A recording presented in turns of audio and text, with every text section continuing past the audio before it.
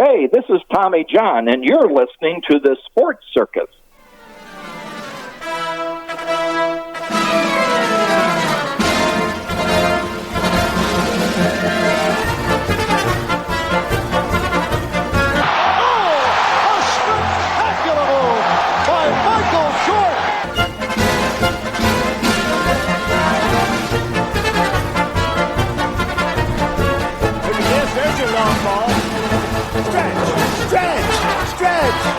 You can put it on the board! Yes!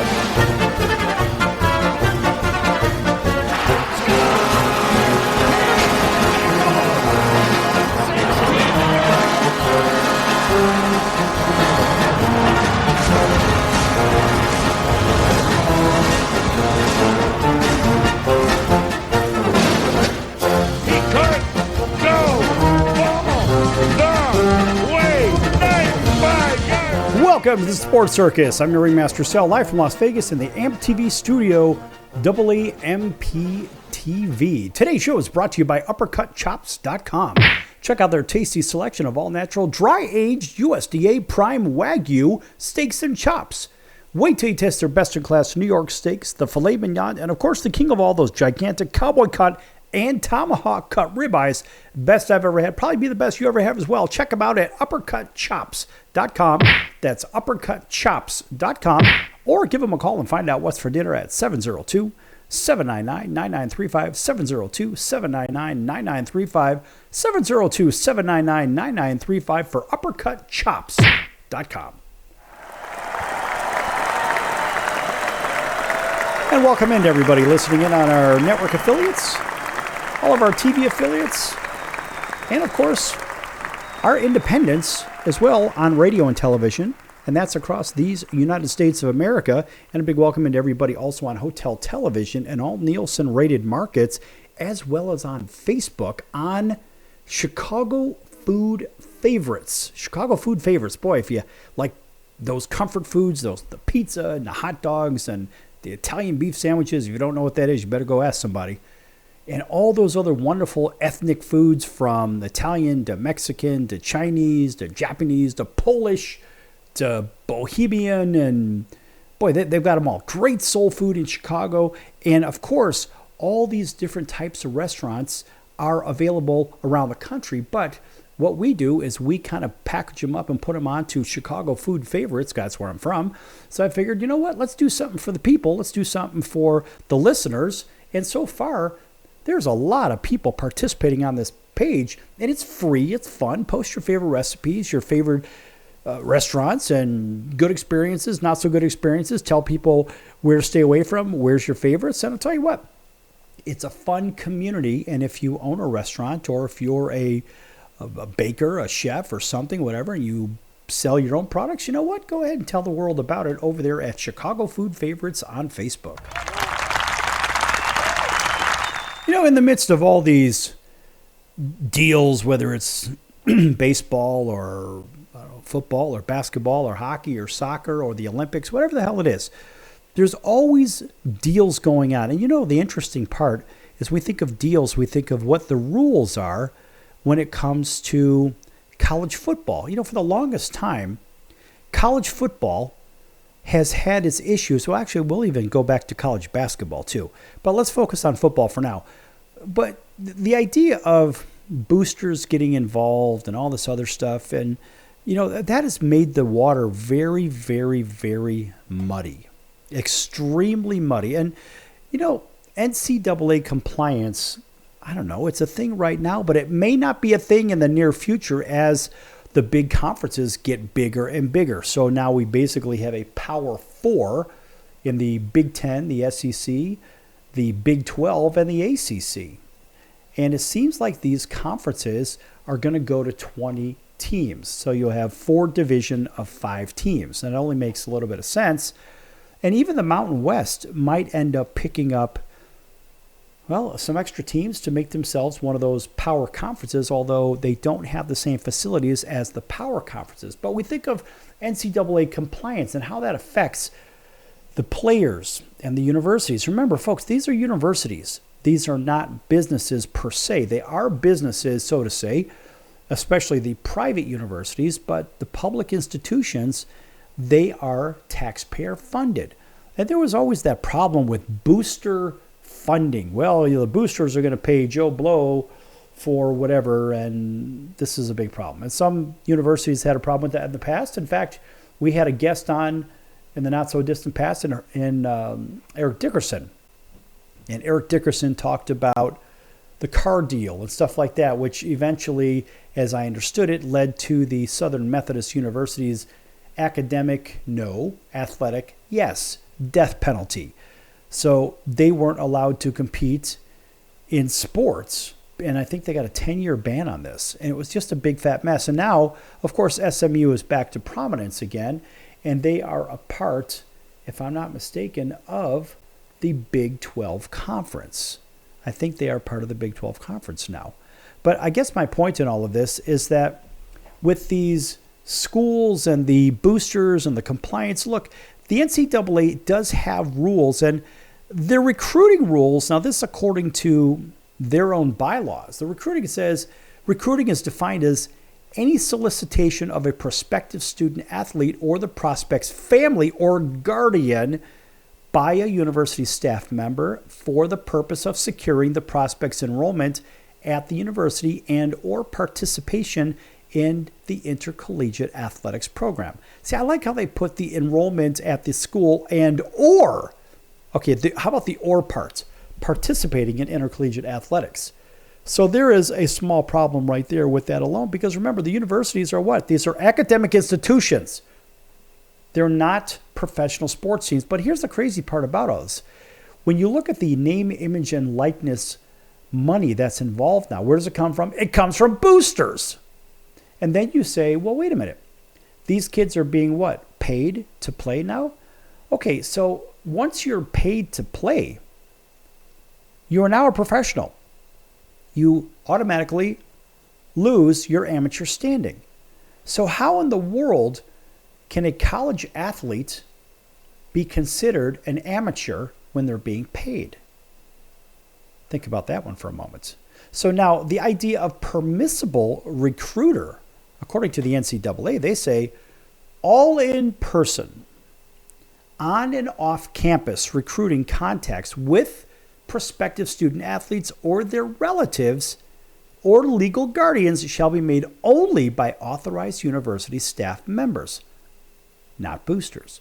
Such contacts, as well as correspondence and telephone calls by representatives of an institution's athletic interests, are prohibited. Yes, they're prohibited, subject to a few limitations, though. Simply put, all, quote, athletic representatives / supporters, close quote, are prohibited from contacting a prospect or member of a prospect's family by telephone, letter, or in person, on or off campus, for the purpose of encouraging participation in intercollegiate athletics. Okay, now that's kind of interesting, because where do the boosters fit in here? And where do the payoffs come from? I'll get into the payoffs in a minute. So the following questions, according to the NCAA, questions and answers will help in illustrating these important rules. Question: is it permissible for you to discuss the university with a prospect? Answer: no. You may not participate in any recruiting activities promoting the university to a prospect. Question: is it permissible for you to offer an institutional coach the names of prospects to evaluate? Yes, is the answer. Yes. The NCAA allows you to provide a coach with names of prospects for recruiting. Question: is it permissible for a university alumnus to bring their prospective or prospect son or daughter to an alumni event to hear a university coach speak? Yes, that is permissible. However, you should attempt to avoid any face-to-face contact with the coach, because it may be during a time when the coach is not allowed to contact with a prospect. So what about extra benefits? An institution cannot provide an extra benefit to a prospect or enrolled student athlete. The term extra benefit refers to any special arrangement by an institutional employee or representative of athletic interest that is not authorized by NCAA legislation.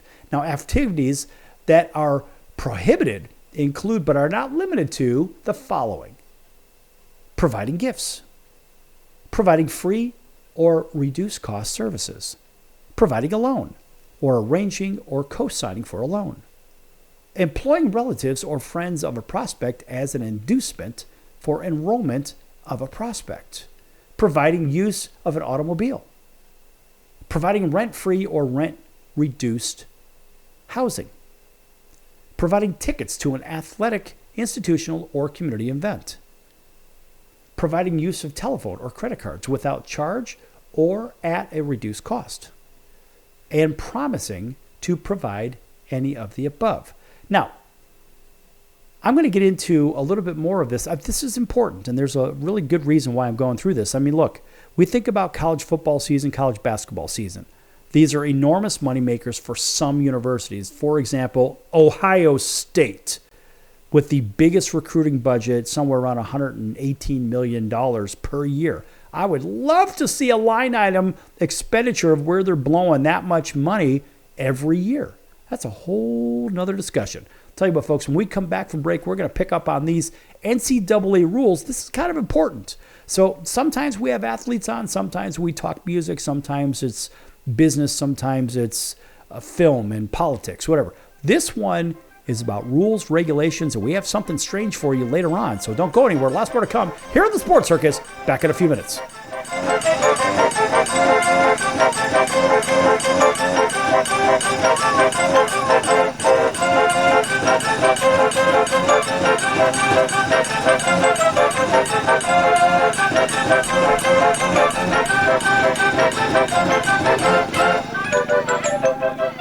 Attention business owners, you and your customers are listening to this right now. Face it, every business needs customers, even yours. The Sports Circus is a primetime nationally syndicated program that's carried on ABC, NBC, CNBC, and Westwood One News affiliates, plus CBS, Fox, and NBC Sports affiliates across North America, with coverage from Hawaii to New York.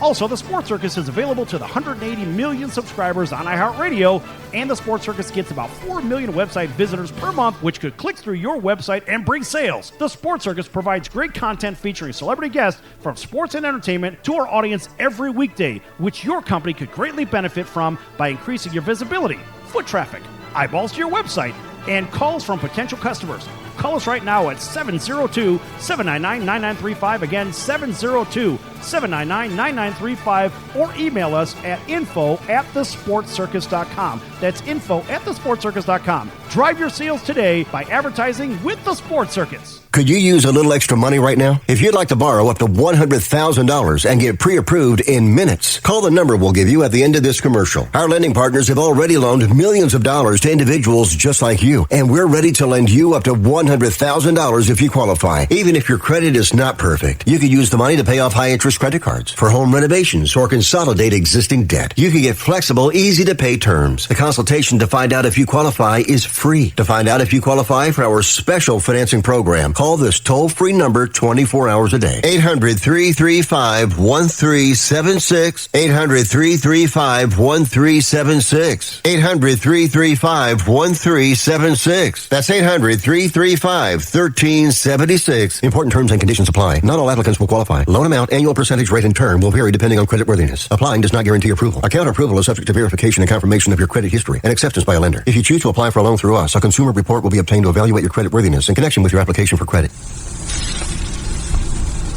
That's the sound of sizzling, dry-aged USDA Prime Wagyu and Angus steaks from UpperCutChops.com. Their best-in-class filet mignons, New York steaks, and the king of all steaks, the tomahawk and cowboy cut ribeyes, are the best in the business. Even their Prime Wagyu burgers will likely be the best you've ever had. Browse the full selection of steaks and chops at UpperCutChops.com from the comfort of your home or on your mobile device. UpperCutChops.com delivers all-natural, dry-aged USDA Prime Wagyu and Angus steaks and chops directly to your door. store without the hassle of going to the grocery store and fight crowds to pick from a small selection of average at best meats with injected steroids, fillers, and coloring added to look good. Find out what's for dinner at uppercutchops.com or call 702-799-9935. That's 702-799-9935. 702-799-9935. Or make your selection directly at uppercutchops.com.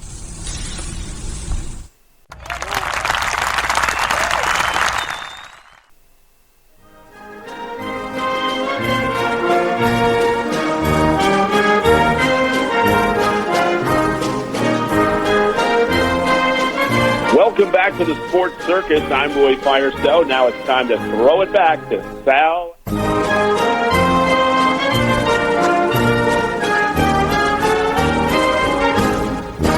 Thank you, Roy, and welcome back to the Sports Circus. I'm your Ringmaster Sal, live from Las Vegas in the AMP TV studio. This segment brought to you in part by our friends over at the College of Southern Nevada Athletics. Check them out at csncoyotes.com for upcoming games and events. That's the College of Southern Nevada Athletics, csncoyotes.com. And welcome back to everybody listening in on our network affiliates, including our friends over in Honolulu on CBS Sports 1500 KHKA. That's home to the New York Yankees, the San Francisco 49ers, and the Alabama Crimson Tide. Welcome into all of our independent affiliates up and down the West Coast, throughout the Mountain States, all the way through the Upper Midwest, down through Texas, over to Alabama. Big hello to our friends at WAUD. That's 1230 on the AM dial, home of the Atlanta Braves. And, of course, our friends over in Atlanta, WDJY 99.1 FM, plus everybody else up and down the East Coast into the Northeast and beyond. And hello to everybody watching on Cox, Comcast, Spectrum, Frontier, Time Warner, Oceanic, and WOW Cable Television and Hotel TV in all Nielsen-rated markets.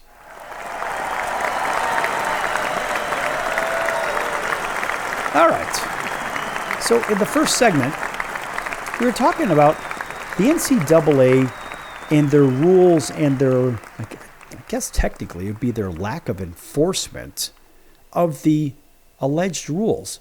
So we went over what is permissible when it came to recruits.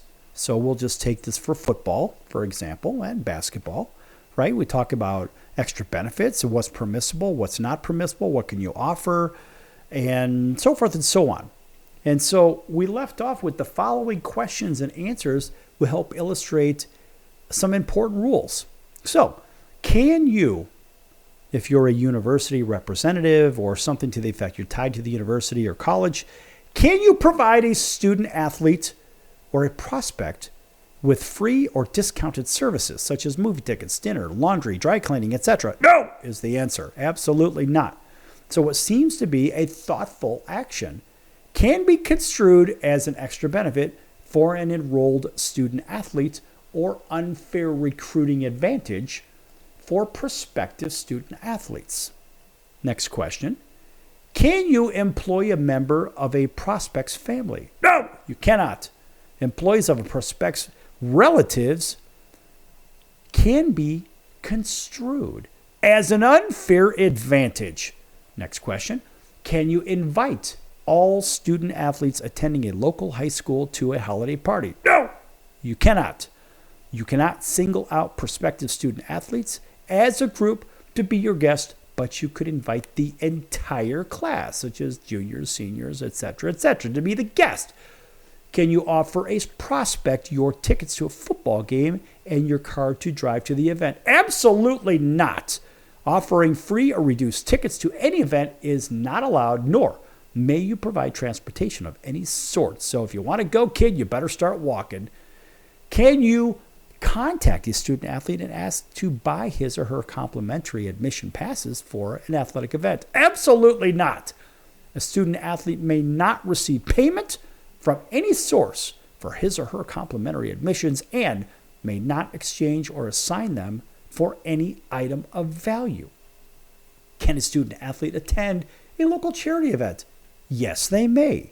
How do you like that? So, in fact, since we said yes for the first time, we'll give a nice little round of applause. A student athlete with some restrictions, apply. So please contact the athletic department for your proper procedures before completing your plans. So yes, they can go to a local event for charity. Next question. A student-athlete banquet has just concluded and you see two student-athletes standing in the rain without a ride. Can you offer them a ride to the dormitory? Absolutely not. Walk in the rain. You may not provide any transportation to a student-athlete, whether it's airfare or a ride across the campus. I wonder if that applies if you want to throw them on your back and carry them back to their place. I don't know. Anyway, so alumni organizations, they have restrictions too. So bona fide alumni organizations of an institution may sponsor luncheons or dinners at which prospects, athletes or non-athletes, of that immediate locale are guests.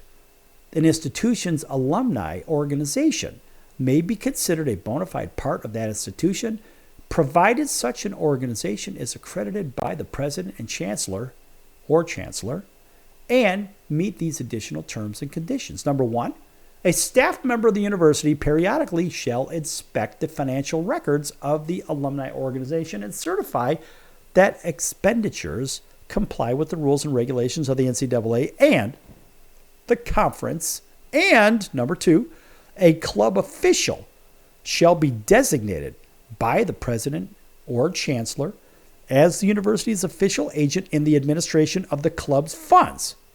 And said club officials shall file regular reports to the university relating to the manner in which the club funds have been spent in the recruiting of a student athlete. When alumni organizations, when they're actually certified, well, by the president or by the chancellor, as being a bona fide part of the university, said organization becomes subject to all of the limitations placed upon the institution by the NCAA legislation. Sounds like the government, doesn't it? A violation of such legislation by any member of the alumni organization shall be a violation by the institution. Now, financial audits, all expenditures for or on behalf of the university's athletic program, including those by an outside organization, agency, or group of an individual, two or more, shall be subject to an annual financial audit in addition to any regular financial audit policies and procedures of the university. This audit is conducted for the university by a qualified auditor who is not a staff member of the university and who is selected either by the president or chancellor or by an institutional administrator from the outside, the athletic department designated. How do you like that? The athletic department designated. So it sounds like the fix is in there. Or, of course, by the president or chancellor. The athletic department is responsible for all financial decisions made by any support organization and must ensure that each group complies with NCAA, SEC, university, and federal regulations. Now, how come the Securities and Exchange Commission and federal regulations was just brought into this? The NCAA is generally powerless. How is it that the Securities and Exchange Commission is involved in this? I would love to know more on that. Nonetheless, they say the NCAA says, for example, the various clubs of institutional athletics interest are subject to fiscal integrity and accountability and should be placed in an agency center or in order for the athletic department to assist them when deemed necessary. Yes, when deemed necessary. Who decides that? A designated official of the support organization, the athletic controller, and a designated athletic department liaison to the support organization shall work together with the monitor to provide all the information for financial activities of the organization. Okay, so now we get into penalties. Let's say you start breaking the rules, right? You break the rules, you're a college, you're breaking recruiting rules, this is what happens. So let's just think about the Southeast Conference. Chances are, well, I don't know, there's a whole bunch of institutions there, and there may be some monkey business going on. Nonetheless, Therefore, it's important that you understand that the NCAA rules and consequences you must understand if the violations actually occur. Any misunderstanding or disregard for the rules may result in the levying of sanctions against the SEC member institution. We should somehow throw Ohio State into this. Nonetheless, in the SEC's member institutions athletic program, these are examples of possible sanctions. And they include, number one, probation for a period of time. We've seen that one. Ineligibility for the NCAA championship events. Reprimands and or censure. Ineligible for invitation and postseason meeting or tournaments. Ineligible for television programs involving live coverage of sports-involved events. That's where it gets really expensive. Ineligibility for the university to vote on NCAA legislation or serve on any association committee. The fix is in there. Prohibition against participating in outside competition for a specific period of time for the sports team involved. We saw that with SMU. Boy, that was a big fat mess. I think, like I said, I think they got about a decade of suspension. Prohibition against recruiting for a specific period of time in the sport involved in the infraction. And number 9 is a reduction in the number of athletic grants in aid awarded. All right, now wrap your head around that one when we're on commercial break. So these rules seem to single out certain universities, but they seem to conveniently blow over some of them. My own opinion is my opinion. I think Ohio State doesn't seem to get a lot of these violations conveniently. I don't think Notre Dame gets them either. And I'm really surprised at the University of Alabama. These schools seem to be immune to NCAA violations, in my opinion. Nonetheless, we're done with that, and we're going to get on to some weirdness in the next segment. Lots more to come here on the Sports Circus. Hope you enjoyed the NCAA rules and regulations discussion. Back in a few.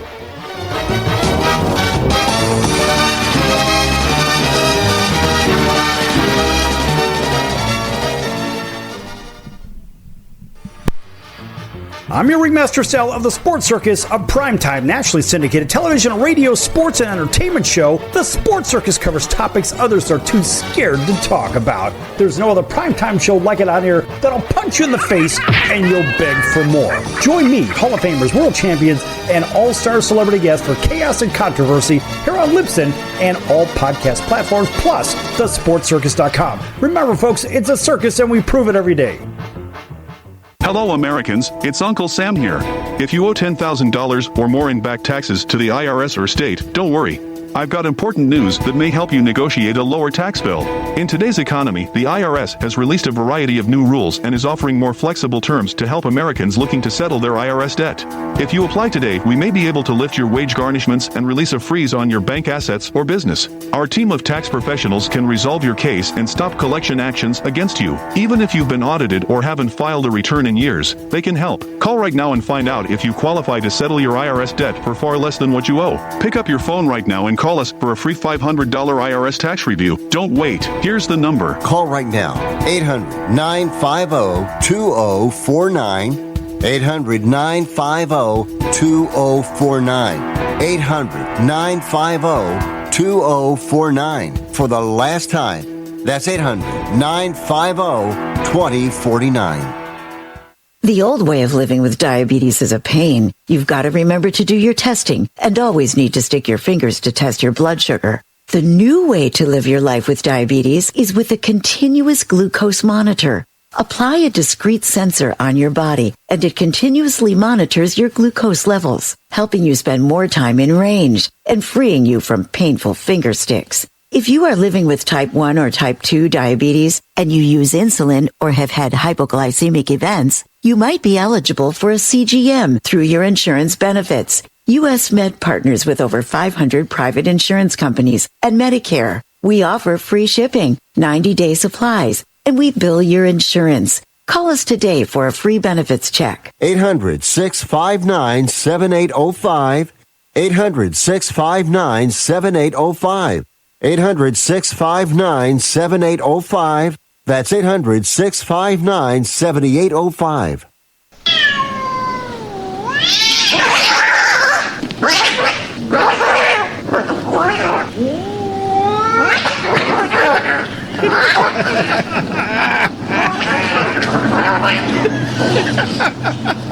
That's ridiculous.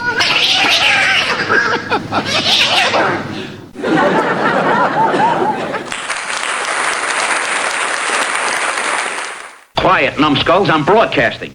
Hey everyone, Dave Jackson here, ESPN rules analyst on ESPN Hockey, and you're listening to the Sports Circus.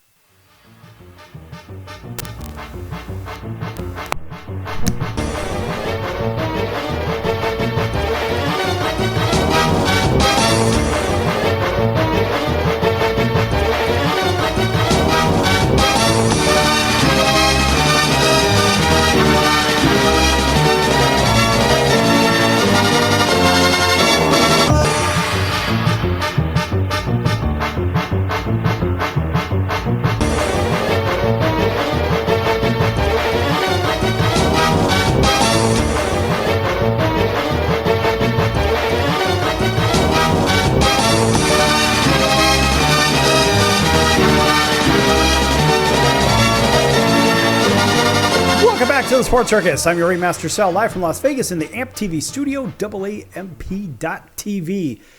This segment brought to you in part by our friends over at Al's Italian Beef. Al's #1 Italian Beef at 1079 West Taylor Street in Chicago's Little Italy.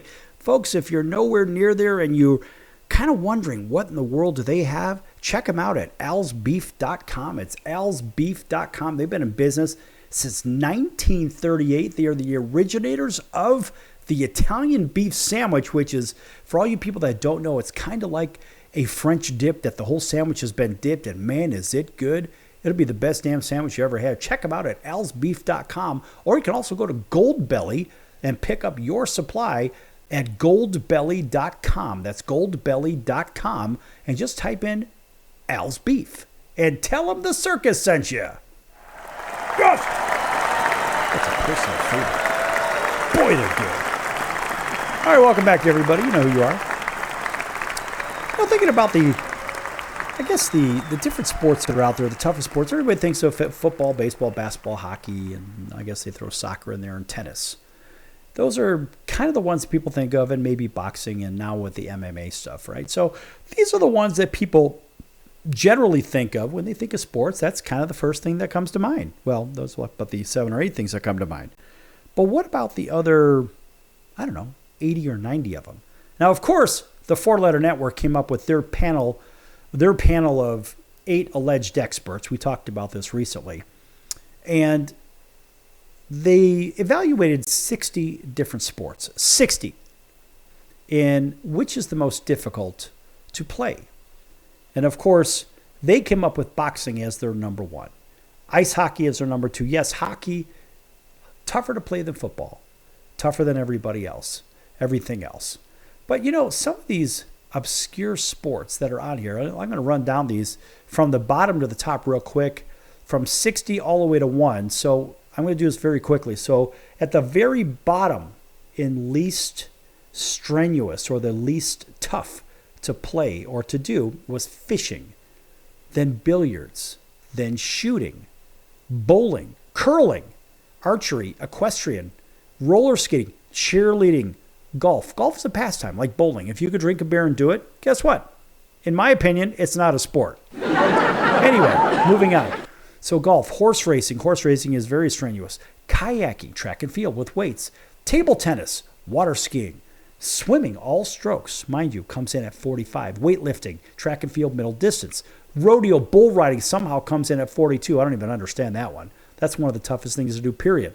Track and field, distance running, 40. Rodeo, calf roping, 40. Rowing. Now, mind you, I'm going from easiest to hardest. Somehow, running, track and field sprinting, is harder than riding a bull. I have no idea how that works. Skateboarding, swimming, all distances. Diving, track and field. Auto racing, Nordic skiing. Badminton is number 30. How the hell is badminton above all of those and more difficult? I have no idea. Ski jumping, bobsleighing, the luge, cycling, sprint, team handball, skiing, Fencing, surfing. Surfing comes in at 23. Let me tell you something, folks. I do that one, and it is really hard. Racquetball, apparently, is harder than surfing. Volleyball is harder than surfing. Cycling is harder than surfing. I just rode 30 miles. How the hell is that more strenuous than surfing? I'll never know. Figure skating, yes, that is. Speed skating, field hockey, track and field, pole vaulting. All right, I'm okay with pole vaulting at number 16. Steer wrestling, number 15. Okay, I don't even know what could possibly be harder than that. Lacrosse, they say, the four-letter network says lacrosse, rugby, water polo, alpine skiing, soccer, baseball, gymnastics, tennis, martial arts, wrestling, basketball, football, number 3, ice hockey, number 2, boxing, number 1. All of that apparently is harder than taking down a steer and wrestling a wild steer. I don't even understand it, but nonetheless, we went over that for a reason. There's 60 sports there are defined by the four-letter network in their panel. But what about some of the others that are sitting out there? You mean there actually are other sports? Oh, yeah. We've got some for you. How about an additional 48 that include fireball soccer? That's a real thing, folks. You can only do so much to improve soccer, or so you may think. Meet Fireball Soccer, a game in which players use balls made from, yes, coconuts. For about a week before the match, these coconuts are immersed in gasoline to make them easy to ignite for the game, and as if playing was a little bit tough with a fiery ball, literally setting that on fire wasn't extreme enough, it's played without shoes. That's unbelievable. That is lunacy. All right, so you try to tell me that badminton is tougher than that. How about dog surfing? This is one of our favorites. Dog surfing is another one that did not make the list for the four-letter network. Now, of course, doggy surfing has recently piqued of interest to many internet users, and it began in San Diego and has since swiftly expanded throughout America and to Australia. To participate in it, you have to teach your dog to ride the waves on a surfboard beside you while remaining upright, and considering how much it takes for a human to confidently stand. I just talked about surfing, and surfing's hard. Imagine doing it now with man's best friend. Teaching your dog to do it might not be as easy as you may think, certainly not a walk in the park. Nonetheless, that is certainly harder than badminton. And I keep going to badminton because it ranked right in the middle of the four-letter network, that's ESPN. It ranked in the middle of their most difficult sports. How about one called Camogie? How about Camogie? Do you ever know what that one is? Anybody know what that one is? Okay, so they say, this is boardpanda.com. I love this. This age-old sport, first played in Ireland 3,000 years ago, is known to men as hurling and women as camogie. Hurling is a field sport that uses a tiny hard ball, the sliotar, and a wooden stick, the hurley. The sliotar can only be run with if it's balanced or bounced on the hurley, and the ball may be hit in both on the ground and in the air. In camogie, it might be one of the most physically demanding games there are, and even the youngest players take great pride in their bruises. So again, wondering if, I don't know, I mean, how is badminton tougher than this? Let's go back to that list again. All right, so let's look at these ones here. Now, these are the alleged top 60. Billiards. All right, billiards is a skill game, of course. How about curling? Let's just stick with a big game of shuffleboard. All right, so curling somehow is more difficult than bowling or shooting a weapon or something like that. So back to this. So let's go back to curling. Basically, you could drink a beer and do it. How about this one?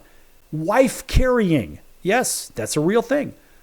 Although the exact origin of this contest and Finnish tradition are rather murky, each tale has some connection to stealing.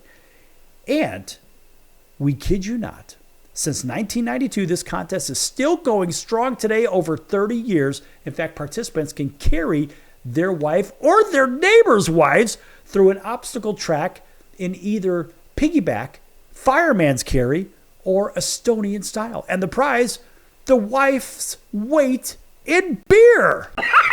That's crazy. So, of course, the lady's happy. The man gets his beer, and it doesn't get any better than that. Again, carrying a human through an obstacle course seems a little bit harder than playing a giant game of shuffleboard, which you can call curling. How about one called Hakapei? How about that one? Now, this perilous race originated on Chile's Easter Island, with the head sticking out of the ground. Young people, often under 20 years of age, race down a volcano's edge on a sled made of 2 banana tree trunks while only wearing a loincloth. And when they careen down the steep hill, participants frequently reach speeds of 50 miles an hour, which can occasionally cause serious injury. And the sledder who makes it the furthest from the launch point is declared the winner. So apparently, Hakapei was once used to test young people's maturity and fortitude in preparation for adulthood. I just want to know, on what planet is curling, bowling, fishing, or whatever? How is that more difficult than this ridiculous sport of Hakapei? Hurling down a volcano's edge on a sled made of banana tree trunks. That is unbelievable. And of course, we're going to finish this segment off with zorbing. Now, we've seen this one before, rolling down a hill in a giant transparent plastic orb. That's pretty much zorbing summed up for you. And the best enjoyment zorbing is often done on a mild slope, but it can also be done on a flat surface, giving the rider better control over the ball. Imagine that. You're inside the ball, and you can zorb on the water too. So we see this at carnivals as well. Although it might get a little claustrophobic and a little hot in there, apparently it's a lot of fun. So when we come back from break, we're going to continue on this list of the sports that did not make ESPN's list of 60 toughest sports, whatever, in just a few minutes here on The Circus.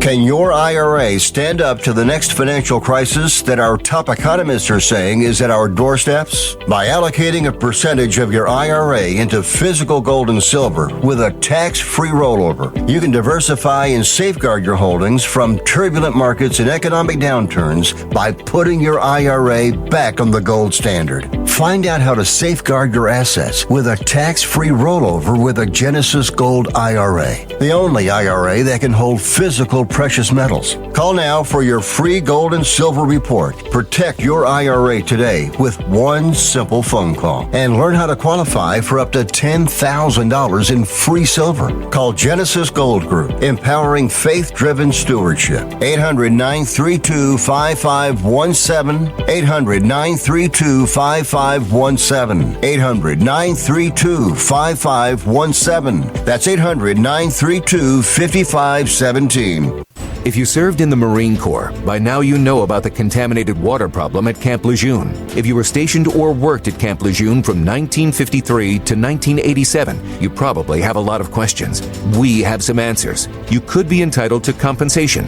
Billions of dollars are being allocated to pay for damages to anyone stationed at Camp Lejeune during that time. Unfortunately, it appears that officials may have known the contaminated water problem existed and did little to protect their men. The Semper Fi Code was not honored. If you or someone in your family has developed a serious illness, including various forms of cancer, call this Camp Lejeune legal support line right now.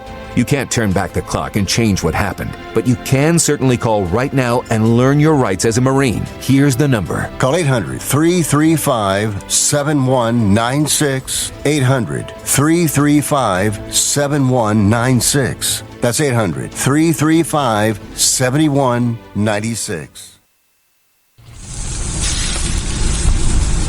That's the sound of sizzling, dry-aged USDA Prime Wagyu and Angus steaks from UpperCutChops.com. Their best-in-class filet mignons, New York steaks, and the king of all steaks, the tomahawk and cowboy cut ribeyes are the best in the business. Even their Prime Wagyu burgers will likely be the best you've ever had. Browse the full selection of steaks and chops at UpperCutChops.com from the comfort of your home or on your mobile device. UpperCutChops.com delivers all-natural, dry-aged USDA Prime Wagyu and Angus steaks and chops directly to your door. store without the hassle of going to the grocery store and fight crowds to pick from a small selection of average at best meats with injected steroids, fillers, and coloring added to look good. Find out what's for dinner at uppercutchops.com or call 702-799-9935 at 702-799-9935, 702-799-9935, or make your selection directly at uppercutchops.com.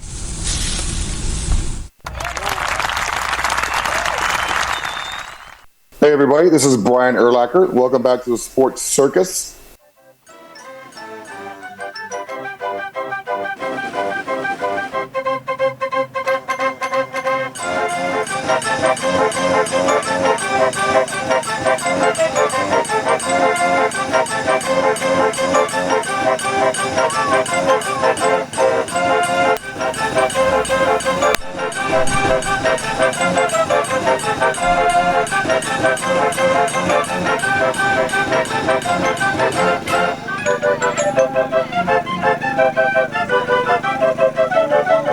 Welcome back to the Sports Circus. I'm your Ringmaster Sal, live from Las Vegas in the AMP TV studio. That's AAMP, All Ages Media Programming. Their studio. Hey, listen, folks. Check out the sportscircus.com for upcoming guests, prior guests, or recorded shows, which are the podcasts. No, we don't do a podcast. We do a regular television and radio terrestrial show. However, our full broadcasts are stored on Apple, Amazon, Audible, Spotify, Pandora, iHeartRadio, etc., and so forth. So you can't get away from us. We're all over there, as well as, well, let's face it, folks, you can watch us on Cox, Comcast, Spectrum, Frontier, Time Warner, Oceanic, and WOW Cable Television, Hotel Television as well, or any one of our affiliates, literally from coast to coast. We're in a network of over 200 stations that have access to this show, and believe me, we get lots and lots and lots of feedback, and your feedback is important. If you're interested, you can give us a call at 702-799-9935, 702-799-9935, or you can just email PR@aamp.tv, PR for public relations, PR@aamp.tv. Yeah, that's good stuff. And also, by the way, folks, when you're over at thesportscircus.com, check out the partners page. Lots of great partners over there. We mentioned a couple of them earlier. There's lots more. And there's some really good charities over there, too. And, you know, one of the advertisements on there, it's not really an advertisement, but one of the postings on the partners page is for a really cool book. And the book is called Lasorda University. Check that out, Lasorda University. And that was written by a guy by the name of Zach Manassian.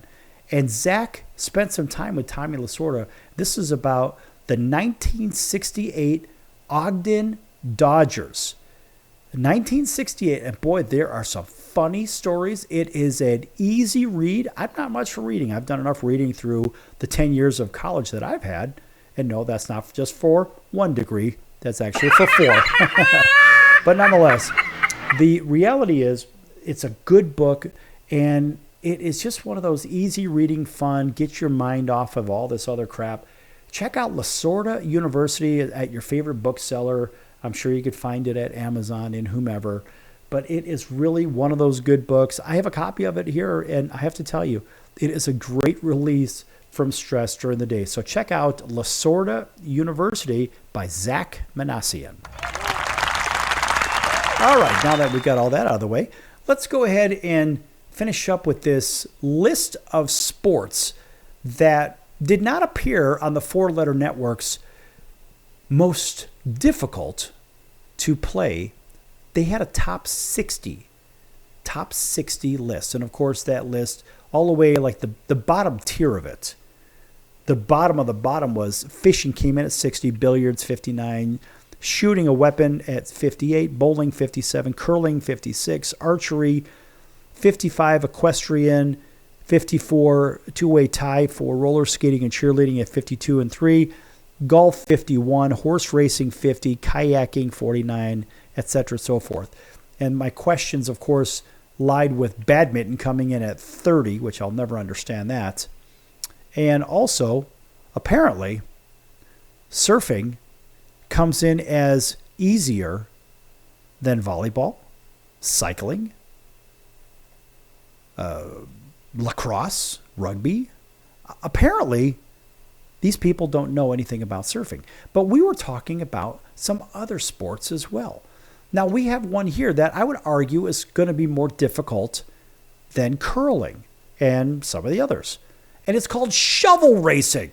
So, shovel racing involves racing down an ice slope while sitting, yes, on a shovel, debated and debuted at the first Winter X Games in 1997. And the history of competitive shovel racing dates back to the 1970s to the ski slopes of New Mexico. Apparently, it started after ski resort employees used shovels as sleds to quickly move from one place to another. Now, that's pretty cool stuff.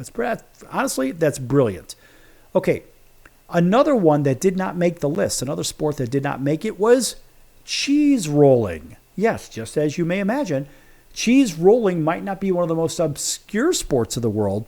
Every year, grown adults, primarily men, congregate in a village in England around the end of May to pursue a rolling of a 9-pound wheel of double Gloucester cheese down a steep slope.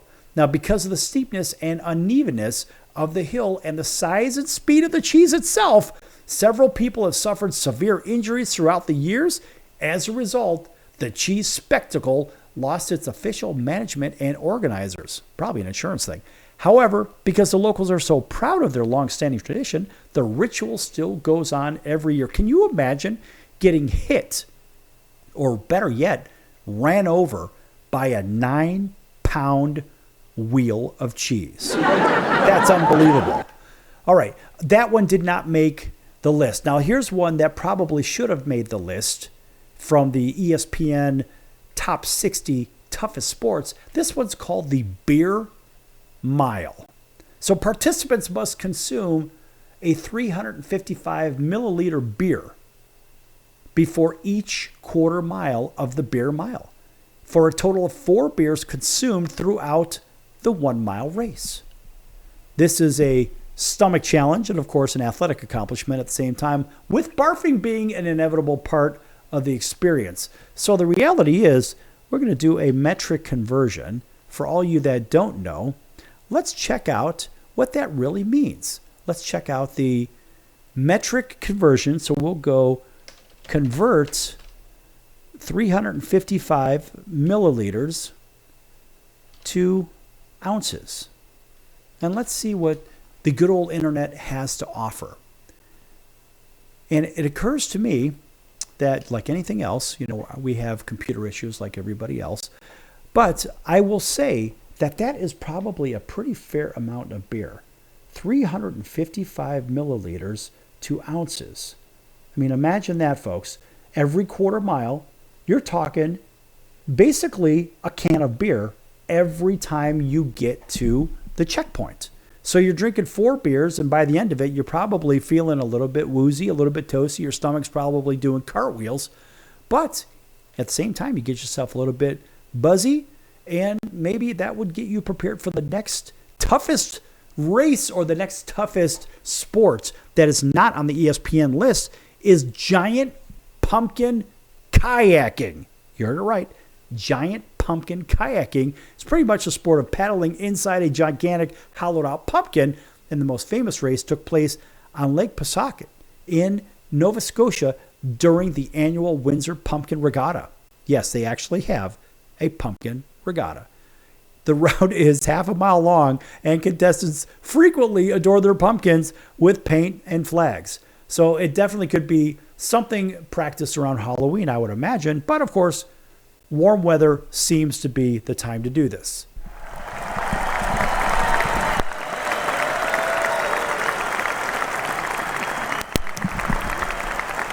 Honestly, that does deserve an extended round of applause. Imagine rumbling down a river or on a lake in a pumpkin. Now that's pretty cool. Okay, so this would probably make the top 20 in ESPN's most difficult sports to play. It's called Sepak Takraw. So it's basically kickball, but That's the actual direct translation. But it's a unique combination of football and volleyball with some martial arts weaved in resembling scenes of The Matrix.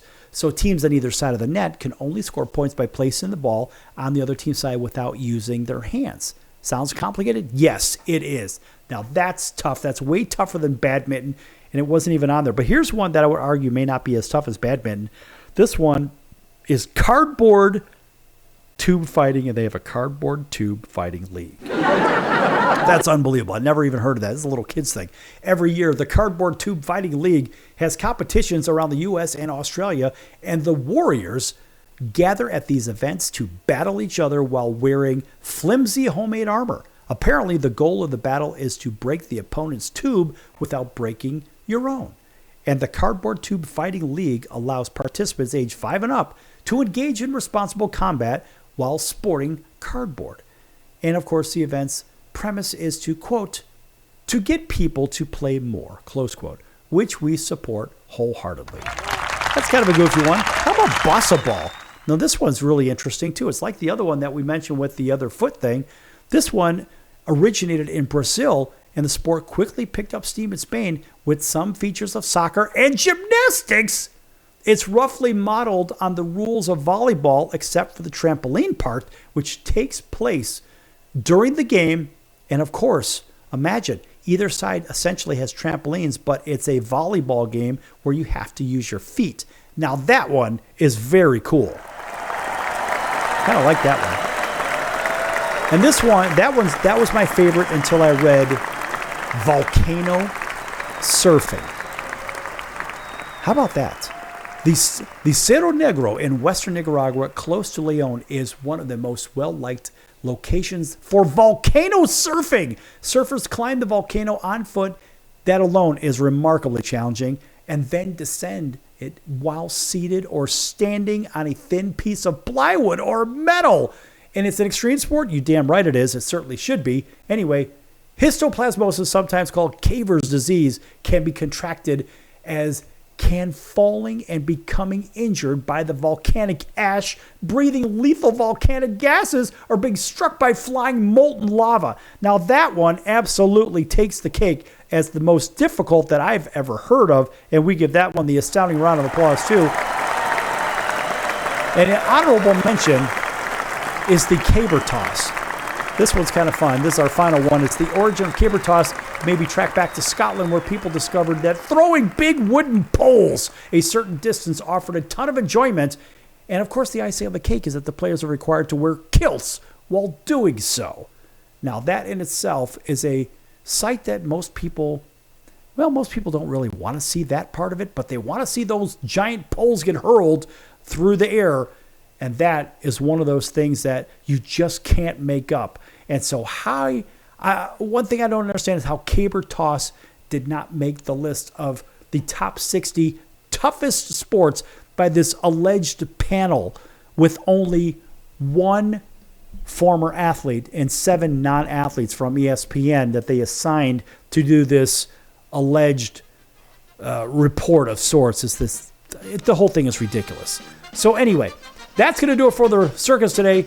I'm your Ringmaster Sal. We're leaving all these mistakes in here. You know why? Because we can, and that's the best part about the show. You never know what's going to happen. And tell you what, folks, we're going to see you in about 23 hours right here on your favorite station. Hope you enjoyed today's change of pace. We're getting right back at it tomorrow. Lots more to come.